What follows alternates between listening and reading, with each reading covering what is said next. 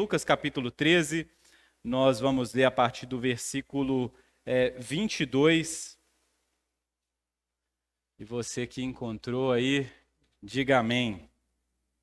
Lucas 13, versículo 22, a palavra de Deus diz assim: Jesus passava por cidades e aldeias, ensinando e caminhando para Jerusalém. E alguém lhe perguntou: Senhor, são poucos os que são salvos?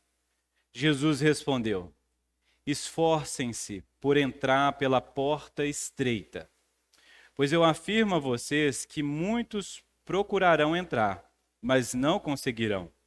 Quando o dono da casa se tiver levantado e fechado a porta, e vocês do lado de fora começarem a bater dizendo: Senhor, abra a porta para nós, ele responderá: Não sei de onde vocês são.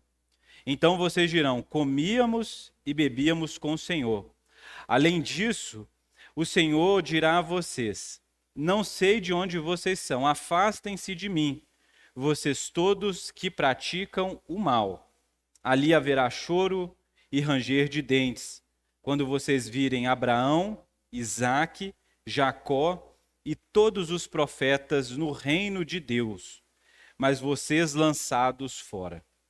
Muitos virão do Oriente e do Ocidente, do Norte e do Sul, e tomarão lugar à mesa no reino de Deus.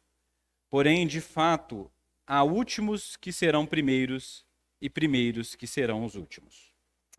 Amém. Essa é a palavra de Deus. Vamos orar mais uma vez? Deus, nós te agradecemos por essa manhã. Pedimos ao Senhor que nos ilumine, ó Pai, o entendimento para compreender essa palavra. Que nós venhamos ser encontrados entre esses poucos que passaram pela porta, que encontraram o caminho de Jesus. Esses poucos que são feitos de muitos, de todos os lugares desse mundo e de todos os tempos e eras. Esses poucos que são a família de Deus, o reino de Deus que celebra a nova vida conquistada por Jesus.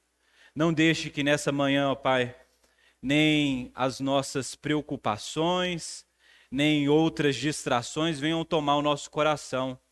Nenhuma notificação no celular, nenhuma conversa paralela, nenhum ruído, ó Pai. Nada venha tirar a nossa mente da palavra do Senhor, para que nós possamos receber, ó Pai, tudo o que é suficiente e necessário para a edificação de nossas almas, ó Pai, e o fortalecimento. É o que nós te pedimos em nome de Jesus. Amém. Irmãos,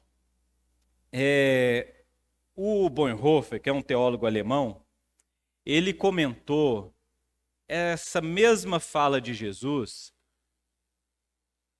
em Mateus, quando Jesus fala sobre uma porta estreita, um caminho apertado. O Bonhoeffer faz essas declarações para nós bem claro. Nós não devemos ser levados pelas quantidades de pessoas que se achegam a Jesus. Nós não devemos ficar iludidos quando multidões buscam a Jesus. Porque multidões seguiam a Jesus nos tempos de Jesus e muitos deles ainda assim permaneceram distantes. Eles estavam perto, eles ouviram os ensinamentos, provaram os milagres, mas o seu coração ainda continuou duro diante da mensagem. Então, nós não devemos nem ficar empolgados, extremamente empolgados, quando nós olharmos para o mundo e ver o mundo está se interessando em Jesus, nem devemos ficar desanimados de não encontrar muitos que estão verdadeiramente dispostos a seguir Jesus. É claro que é um motivo de alegria, quanto mais pessoas conhecem verdadeiramente a Jesus, melhor. Eu sou desse ponto de vista. Mas, no entanto, você precisa entender que a Bíblia sempre vai colocar os seguidores de Jesus em comparação ao mundo como poucos. Mesmo, como eu disse, orei agora há pouco, mesmo olhando para esses poucos, vendo que há muitas pessoas de todos os povos, línguas, nações e tempos. Mas não se engane, a maioria das pessoas do nosso mundo, elas estão de olhos fechados para Jesus.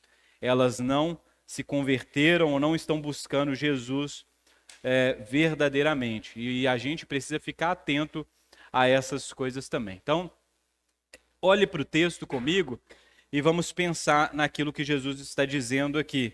As mensagens nesse período, nesses 40 dias, que, como eu disse, elas são mensagens que vão nos confrontar mesmo, viu, meus irmãos? Mensagens que vão nos levar a pensar na dureza do pecado, na vida humana, de como o ser humano necessita de um Salvador, como eu já disse, né? A gente vai versículo por versículo, versículo 22, então, Jesus passava por cidades e aldeias ensinando e caminhando para Jerusalém. Desde Lucas capítulo 9, se você estudar o Evangelho de Lucas, você vai perceber uma virada de temática na vida de Jesus. Jesus que andava por todos os lugares, pregando o Evangelho, realizando sinais e etc., agora se volta para Jerusalém. É como se o rosto dele se voltasse agora para Jerusalém, porque é em Jerusalém, como nós já trabalhamos aqui, é que Jesus deve ser oferecido como sacrifício, ele deve se apresentar ali nessa cidade, é lá que ele será julgado, sentenciado e morto, é lá que ele vai demonstrar as suas qualidades de Messias. E agora ele se voltou para Jerusalém, porque Jerusalém é o lugar onde ele vai dar essa grande demonstração de amor por nós, pecadores. No entanto, esse foco de Jesus não tira um outro foco de Jesus. Enquanto ele se vira, enquanto ele se volta para Jerusalém, Jesus passava por cidades e aldeias. E aqui vale destacar como Jesus amava pessoas e como ele estava interessado em que o evangelho pudesse ser conhecido de todas as pessoas em todos os lugares dentro do território de Israel. De como Jesus gastava tempo, como ele investia na pregação, no ensino, em cidades e aldeias. Mesmo tendo um foco, ele, em vez de procurar um caminho direto para Jerusalém, ele busca, enquanto vai para Jerusalém, é aquela coisa na missão. Qual é a sua missão?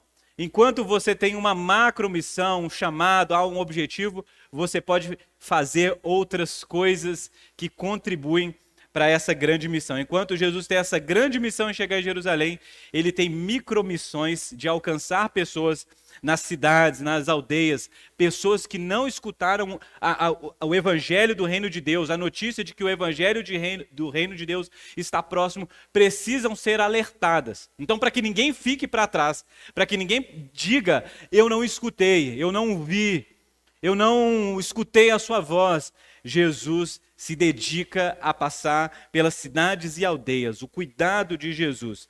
E ele passa por essas cidades e aldeias ensinando, dizendo para as pessoas, mostrando o caminho, abrindo a porta do reino, indicando que está ali, está próximo, está acessível. No entanto, enquanto ele ensina nessas cidades e aldeias, alguém pergunta para Jesus, Senhor, são poucos os que são salvos? São poucos, é do interesse do judeu, principalmente porque havia na tradição judaica, né, na Mishiná, um comentário de Isaías, que falava sobre o mundo vindouro, né? De quem era o mundo vindouro, né? De quem pertencia esse mundo vindouro. E a tradição rabínica, ela vai dizer que esse mundo pertence aos filhos de Abraão. Os filhos de Abraão, eles estão aliançados com Deus e por isso eles têm uma garantia da aliança. Então, todo judeu, ele meio que partia desse pressuposto de que é garantido um lugar no reino de Deus, de que isso pertence a ele por herança. E a pergunta que é feita para Jesus é, como é? São poucos, apenas nós os judeus? Apenas nós que somos participantes da aliança com Abraão, podemos herdar? O reino de Deus é somente para nós? Algumas pessoas veem uma pergunta maliciosa, outras veem uma dúvida autêntica, mas é isso que nós precisamos pensar. O judeu, ele pensava, e Jesus está pregando principalmente para o seu povo, para o povo judeu. Ele está pregando o evangelho, ele está pregando o reino de Deus, o mundo vindouro, como se entra, como se participa, como tem parte nessa herança. E alguém pergunta, mas nós não estamos garantidos por meio do pacto de Abraão, Isaque e Jacó? E Jesus, então, não dá uma resposta objetiva, no entanto, ele segue um outro caminho que é muito importante. São poucos, Jesus vai dizer no versículo 24, esforcem-se. Esforcem-se por entrar pela porta estreita, pois eu afirmo a vocês que muitos procuram entrar, mas não vão conseguir. A palavra esforçar, ela dá a noção ao verbo que nós usamos hoje em dia, que se chama agonizar. Não tem a ver com, e eu não estou pregando aqui justificação pelas obras, justificação pela força de vontade ou pelas qualidades, não é isso. Mas entenda isso, você é colocado em um ringue, em um campo de luta, e junto com você são colocados inimigos para te atacar. Sejam os amores dessa vida, Satanás, o pecado, o inferno, as ganâncias, os pecados em geral. Eles são colocados nesse cenário e todos eles vêm para cima de você. E você tenta até golpeá-los, mas você vai sofrendo os golpes ao longo dessa batalha incansável. E esse verbo agonizar, que é esse verbo que a gente está lendo aqui como se esforçar, tem a ver com resista. Aguente firmemente, faça tudo o que é necessário para não cair. A cada golpe se levante. A cada vez que vier o inimigo, resista até o fim. Não se dê por vencido. Porque se você se der por vencido, você perdeu a sua oportunidade. E é o que o versículo diz. Esforcem-se para entrar pela porta estreita, pois eu afirmo a vocês que muitos procurarão entrar, mas não conseguirão. Muitos vão sucumbir nessa luta. Muitos vão ser golpeados e, por ser golpeados, serão desqualificados, porque eles vão desistir, eles não conseguirão. A ideia de agonizar é que nesse campo de batalha, na arena ou no ringue, essa luta feroz que vai nos desgastando é também garantida pela graça de Deus, que vai nos sustentando, vai nos capacitando a sofrer. No reino de Deus também é assim. Quando você começa a ouvir sobre o Evangelho, sobre Jesus, e você começa a dar passos em direção a Cristo, você vai sendo surpreendido por tantas adversidades, inúmeras, incontáveis. E isso vai fazendo que a gente vai desanimando, tropeçando, se voltando para pecados abandonados, e tantas outras coisas que vão competindo pelo nosso coração, pela nossa fé. Alguns de nós chegam ao naufragar, mas tantos outros, como nessa manhã, vão permanecendo. Esse se esforçar, esse se agonizar, esse resistir, só é possível por meio da fé em Jesus Cristo, que nos concede graça. Perceba bem, a responsabilidade humana. Nós precisamos nos esforçar, confiando na graça de Deus. Não na força do nosso próprio braço, mas no Cristo que nos chama, mas no Evangelho que nos acende a fé. É nessa fé, é nesse Evangelho que nós vamos perseverando. As pancadas continuam acontecendo, as adversidades, as tentações, as coisas desse mundo vão ainda nos seduzindo. No entanto, a gente vai resistindo, a gente vai permanecendo, a gente vai sofrendo como um bom cristão. Perceba bem que a mensagem do Evangelho não é evite o sofrimento, mas sofra como um cristão. resista como um cristão, agonize como um cristão, mas permaneça, passe pela porta. Essa porta estreita, ela é estreita porque não cabe os nossos pecados, as nossas preferências, o nosso velho homem, toda essa bagagem, toda essa armadura, toda essa tranqueira que vem com a gente quando a gente vem para Cristo, precisa ser deixada do lado de fora para que somente nós possamos passar pelo Cristo. A porta é o Cristo. A porta estreita é o Cristo. A fé nesse Jesus, a obediência. E essa fé e obediência, por vezes, parece apertado, quase impossível de passar. No entanto, você pode abrir mão. Você pode lançar fora todo o pecado, todo o embaraço, todo o velho homem, todas os pensamentos e coisas que não pertencem ao reino de Deus. Tudo isso você pode deixar. E se somente você passar, você encontrou o reino de Deus. Mas a gente quer vir para Jesus e trazer com a gente essas coisas que Jesus insiste que nós devemos abandonar. Que a palavra de Deus nos aponta várias e várias vezes que nós devemos abandonar. Ah, mas é o meu pecado, seja de estimação. Ah, é a minha natureza. É porque a minha família é assim. É porque isso. Porque se eu abandonar isso, Tiago, se eu deixar isso para trás, quem eu vou ser? Eu não vou ser mais eu. Eu não vou ter mais o meu status. Eu vou perder dinheiro. Eu vou perder amizades. E é justamente o que Jesus está dizendo para você, de que se você quer seguir Jesus, você precisa abandonar as coisas que Jesus te ordena abandonar. É isso, é o peso do evangelho, é a porta estreita diante de você. Não há aqui um meio termo, um equilíbrio. Ou é Cristo ou é nada. Ou é Cristo ou é nada. Se há alguma coisa na sua vida é maior do que Cristo, se você é essa pessoa resistente e fala assim, Jesus, eu não posso abrir mão disso, então é justamente isso que você deve abrir mão. Para que você possa ter Cristo. E assim, em Cristo, ter tudo aquilo que é necessário para a sua vida. Então, o que a gente está acostumado no nosso tempo são pessoas que vão fazendo concessões e elas vão se enganando e iludindo, achando que passaram pela porta, mas na verdade elas permanecem do lado de fora, como falsos cristãos. Então, obviamente, a ideia de esforço aqui não é o conceito de justificação pelas obras, mas não ache que é algo leve e suave.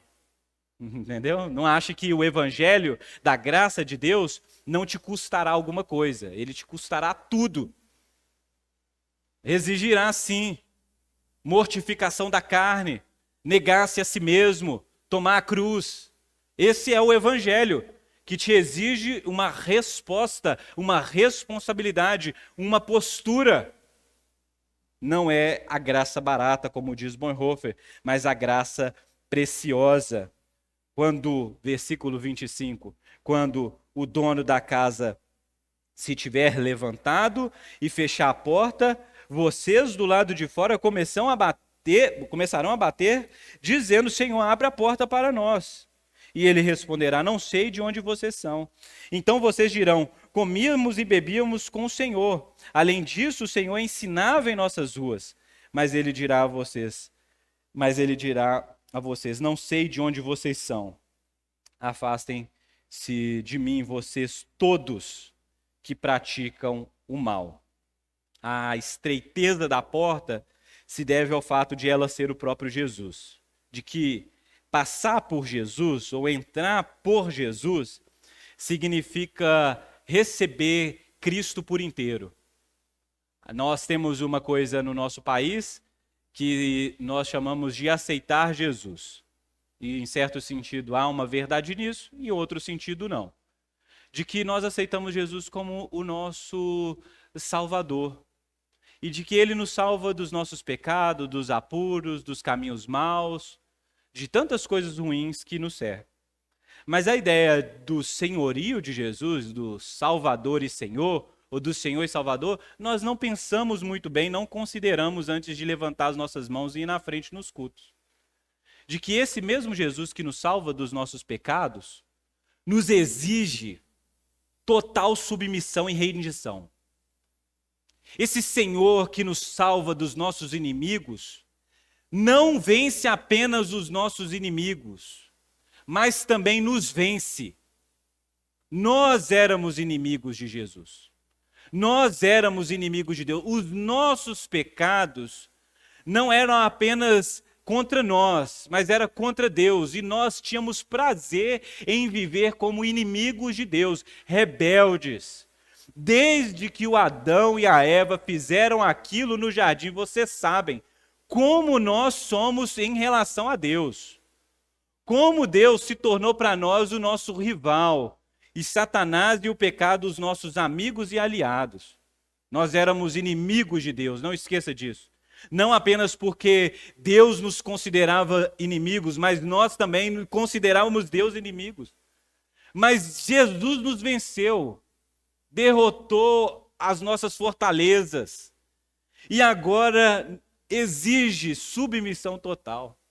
E se você não encontra alegria nisso, se você acha, não, aí não. Eu pensava que Jesus era meu amigo, só coisa boa. Ele está exigindo isso. É isso. Dizer para você com todas as palavras, é isso. Se dobre diante do Senhor Jesus. Ele é o seu Senhor. E é nesse senhorio que Ele te salva. É nesse reino que é proclamado, é nesse governo que Ele nos chama para que nós possamos viver não mais conforme as nossas independências e desejos e vontades, e etc., mas agora viver conforme Jesus quer, Jesus ordena. A obediência e a fé são caminhos para o encontro com Jesus, é a porta estreita que vai diante de nós. Mas, no entanto, quando Jesus diz em Deuteronômio, né, hoje ponho 2 caminhos diante de vocês. Escolhe, pois, o bem, escolhe a justiça, escolhe a obediência, escolhe a retidão, escolhe a aliança, não há outra coisa, não outro caminho. Perceba bem a responsabilidade humana, de como nós podemos nos posicionar, nós podemos responder a Deus, claramente, objetivamente, buscando, abraçando, escolhendo, viver essa vida, o reino de Deus, porque o ímpio, o transgressor, esse será rejeitado. Vocês vão bater como se vocês tivessem algum direito de entrar. Essa é a ilusão da religião. A ilusão da religião é que você se sente no direito de entrar no reino de Deus porque você veio no culto, porque você participou da ceia, porque você fez um discipulado numa igreja, você leu o livro, você deu comida para gente pobre. Você se sente no direito de, porque talvez você acha que você é mais justo do que outros pecadores. Você se sente no direito, você fala, mas eu fui na conferência, 10 anos que eu sou convertido, e eu vou em tudo, Tiago, eu assisto todos os programas de religião, eu só assisto filme gospel. Você se sente no direito, e essas pessoas também se sentiam no direito. A ponto de que elas batem como se o dono da casa tivesse alguma obrigação de abrir. A porta está fechada, eles não percebem que eles foram deixados, que eles foram abandonados, que a condenação já chegou, eles não percebem isso. É a loucura de viver em pecado. É que você acha que tem parte com Deus, no entanto as portas já se fecharam e você ainda está exigindo alguma coisa. Mas Deus, agora misericórdia, misericórdia, mas o tempo da misericórdia passou. É isso que está acontecendo no fim dos tempos. É essa a ilustração de Jesus. Você se volta para Jesus e Jesus está dizendo, acabou. E você está batendo na porta e fala, mas você ensinou para a gente, você estava na nossa rua, é o crente. Mas eu estava lá, eu vi os milagres, eu estava no culto. Eu crismei, eu batizei, eu não sei o quê, a minha família toda, eu guardava o Natal. E a gente estava tão perto e ao mesmo tempo não percebeu que a gente estava tão longe. É esse o problema aqui. E Jesus vai dizer para você, não conheço. Jesus já falou isso em outro trecho. Aqueles que faziam milagres, aqueles que pregavam, aqueles que eram extraordinários no nome de Jesus. No entanto, Jesus não conhece. O que é essa palavra conhecer significa? Eu não tenho relacionamento, eu não tenho aliança, eu não tenho compromisso com você, eu não conheço você. Você nunca entrou nessa aliança. Você esteve perto, mas não se dobrou. Você só queria a bênção. Você só queria a parte boa. Você não buscou a parte que exigia tudo. O seu coração ele nunca foi ofertado. O seu dinheiro chegou, mas o seu coração não. Então, são esses dilemas que a gente não pode recortar. Inclusive, se dependesse de nós, essas partes da Bíblia a gente tirava. Porque isso aqui é muito ofensivo a nós. Porque a gente se considera extremamente justo. Por isso que faz sentido um judeu perguntando isso para Jesus. Porque talvez ele falar, não, isso aí não tem jeito. Vai chegar o dia e eu estarei lá dentro. Eu não serei esses que ficaram para fora. Eu não serei esses que perderam tempo. Não, eu estou dentro. Jesus está dizendo assim, se você não passar pela porta estreita, não é uma questão de Abraão, Isaac e Jacó aqui. Se você não passar pela porta estreita como Abraão, Isaac e Jacó, não é uma questão de circuncisão na carne, como Paulo vai dizer, é uma questão de circuncisão no coração. Se você não passar pelo mesmo caminho Abraão, Isaac e Jacó, mesmo sendo descendência deles, você ficará fora. Eu não conheço vocês. E eles vão dizer, mas a gente comeu com você. Ou eles comeram com Jesus de verdade, enquanto Jesus estava ensinando e sentando com pecadores, ou eles estão mentindo, ou eles estão se identificando com outros pecadores e falando, mas você sentava com pecadores, nós também somos pecadores. Você comeu com a gente, e a gente comeu com você, a gente sabia, a gente estava lá, e Jesus vai falar, não. Aqueles que comeram comigo, aqueles que ouviram verdadeiramente, eles não estão do lado de fora, eles já entraram. Mas vocês estavam distraídos? A vida estava tão boa? As distrações, elas conseguiram surtir efeito em vocês? E quando as portas se fecharam, logo cedo pela manhã, vocês estavam embriagados em seus delitos e pecados. E não restou mais nada a não ser fora. Mais uma vez eles escutam de Jesus. Afastem-se de mim. Afastem-se de mim, todos vocês que praticam o mal. Nós estamos falando de pessoas que são consideradas por Jesus como praticantes de iniquidade. Não são simples pecadores arrependidos, alcançados pela graça, sustentados, pecadores que estão resistindo a esse combate. Não é esse tipo de gente que está sendo rejeitado aqui. Entenda bem. Eu não estou querendo que a coisa, que você fala assim, Tiago, é muito difícil entrar no reino. É impossível. Mas é você que tem lutado, que tem resistido, que cai, levanta, insiste. Não estou falando com você, eu estou falando de gente que ignora o chamado de Jesus e continua praticando iniquidade. Praticam mal. Vocês que praticam mal, a iniquidade, afastem-se de mim, vocês são rejeitados. E aí, versículo 28, ali haverá choro e ranger de dente. Quando vocês virem Abraão, Isaque, Jacó e todos os profetas no reino, mas vocês lançados fora. Perceba bem que o choro e o ranger de dente aqui, ele não é simplesmente por eles estarem de fora. É por eles ver Abraão, Isaque, Jacó e todos os profetas. De que outros entraram e eles não. Eles poderiam se lamentar enquanto havia tempo, oportunidade. Eles podiam ter ido para Cristo em choro. Eles poderiam ter ido para Cristo em lamento. Se dobrado, chorado. Cada uma daquelas lágrimas seriam levadas em consideração e enxugadas por Jesus.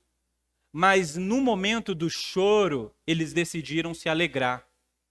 E agora, na festa, eles estão lá chorando, lamentando, porque a oportunidade passou. O choro é o lamento de não poder entrar naquilo que foi oferecido de graça, estava acessível diante deles. O ranger de dente é a raiva, é a ira, porque outros entraram e eles não. Porque eles entraram, é eles que eram piores, eles que não eram povo de Deus, ou esses que não eram crentes, esses que não teve toda essa jornada que eu tive, porque eles entraram e eu fiquei do lado de fora. Muitos serão os lamentos no dia de Cristo, no dia do Senhor. Tantos crentes que irão lamentar e irão mais uma vez se justificar. Não é possível. Eu estava em tudo. Eu fiz todas as coisas, eu era crente, eu compartilhava todas as correntes, os vídeos no WhatsApp, eu era uma pessoa tão fiel a Deus, e o seu coração estava longe. Ali haverá choro e ranger de dente. Mas essas pessoas serão lançadas fora. No entanto, a mensagem do Evangelho não é uma mensagem que contempla apenas a dureza do coração humano, e a tragédia que é a eternidade sem Deus. O Evangelho é a boa notícia, e nós cremos nisso. Mas como diz o Mark Dever várias e várias vezes, uma compreensão melhor da boa notícia precisa passar pela compreensão melhor da má notícia, que nós éramos pecadores e inimigos de Deus. Mas a boa notícia está aqui, que muitos virão do Oriente e do Ocidente, do norte e do sul, e tomarão lugar à mesa no reino de Deus. De que o Evangelho está sendo nesse exato momento oferecido em todos os lugares desse mundo. Desde que Cristo pisou essa terra, em todos os tempos, e oferecido com fartura. No nosso tempo, então, nunca se teve tanto acesso à palavra de Deus. Nós podemos comprar a Bíblia de todas as cores, tamanhos, com comentários personificados, traduções diferentes, tudo mastigado para que a gente encontre a verdade. A verdade nunca esteve tão fácil para a gente. É uma igreja em todos os bairros, várias igrejas. Não estou dizendo que todas são saudáveis, mas existem muitas boas. E o Evangelho está próximo. Seja na televisão, seja nas músicas, na internet, você consegue ver Jesus sendo anunciado. E isso só aumenta ainda mais a tragédia que é ter acesso a Cristo e poder passar pela porta estreita e rejeitá-lo. Mas muitos estão vindo do Oriente, do Ocidente, do Norte e do Sul. Em todos os países do mundo, você consegue ouvir notícia. Até nos lugares mais hostis ao Evangelho, o Evangelho crescendo e alcançando pessoas. Em qualquer lugar desse mundo. Cristo está sendo anunciado e pessoas estão se voltando para Ele. Pessoas estão passando pela porta estreita, custe o que custar. Em alguns casos, a própria vida. Sangue está sendo derramado com alegria, porque mesmo que eu perca a minha vida, a minha família e o que eu acho que é mais precioso, eu encontrei a Jesus, o meu Salvador. Mas nos países que há um certo conforto e uma liberdade como o nosso, há um desprezo, um atraso. Na semana que vem, no mês que vem, no ano que vem, quando eu casar, quando o carnaval passar, quando abrir uma igreja perto da minha casa, quando você está vendo? É como a gente vai dando desculpa. No entanto, o chamado de Jesus é para hoje. O chamado para o arrependimento e fé é hoje. Por isso, como diz, quem não sabe quanto tempo tem muito pouco tempo. Você sabe quanto tempo de vida você tem? Lembrarei das palavras do Jonathan Edwards, já falei isso aqui várias vezes aqui, de que quem não sabe quanto tempo tem pouco tempo. E se você não sabe o dia de amanhã, se você não sabe se estará vivo daqui a pouco, por que da demora? Por que não hoje entregar a sua vida completamente? Por que não hoje buscar se livrar de todas essas coisas e passar por esse caminho? E entrar nessa fenda que o leva à eternidade. Hoje, talvez você já tenha passado. mas talvez você não tenha notado que isso é importante para outras pessoas. Então, quando você for pregar o evangelho, diga às pessoas que há pouco tempo,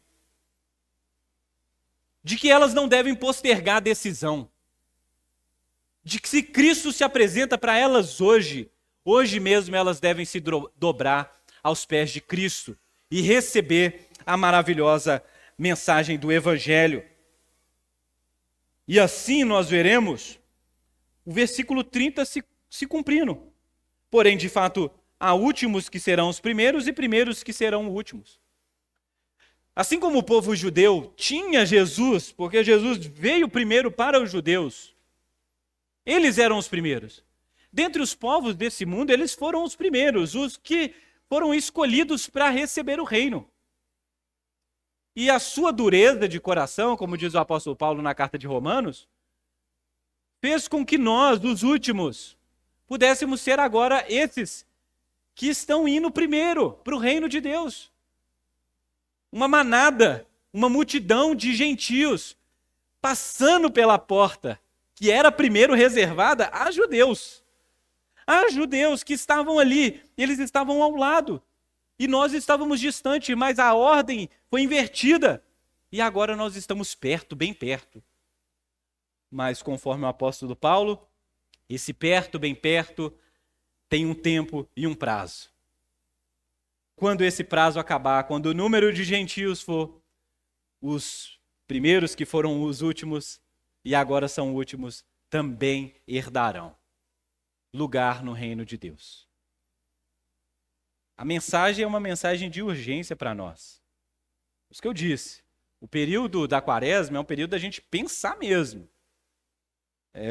Um dos grandes sermões do Jonathan Edwards, que chama Pecadores na Mão de um Deus Irado, e faz sentido você fazer uma leitura depois, conta desse sermão que eu vou compartilhar algumas coisas dele aqui nessa manhã.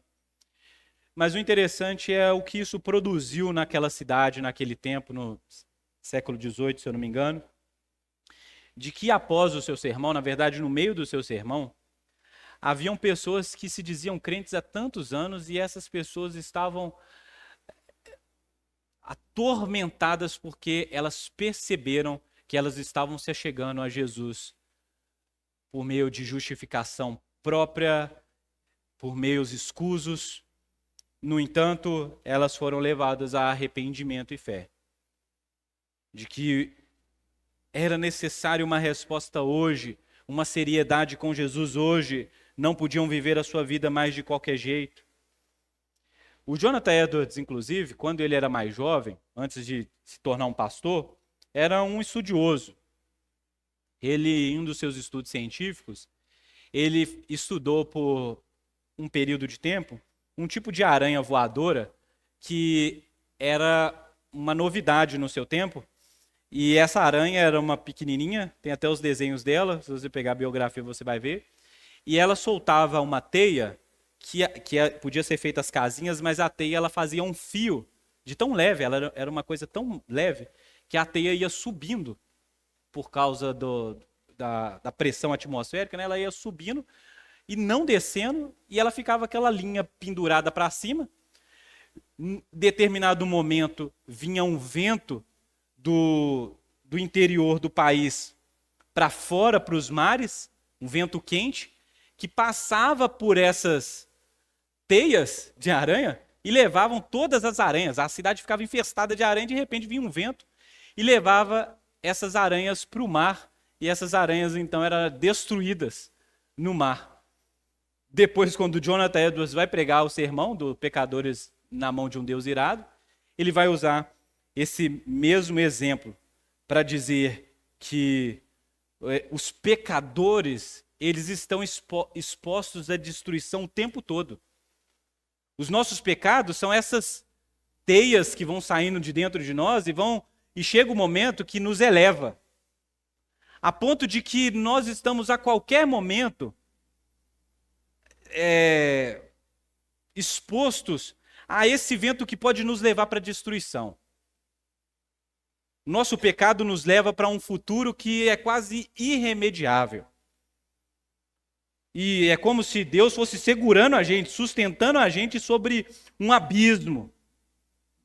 Deus não solta esse abismo, mas ele sustenta os pecadores, que inclusive ele nada deve a eles.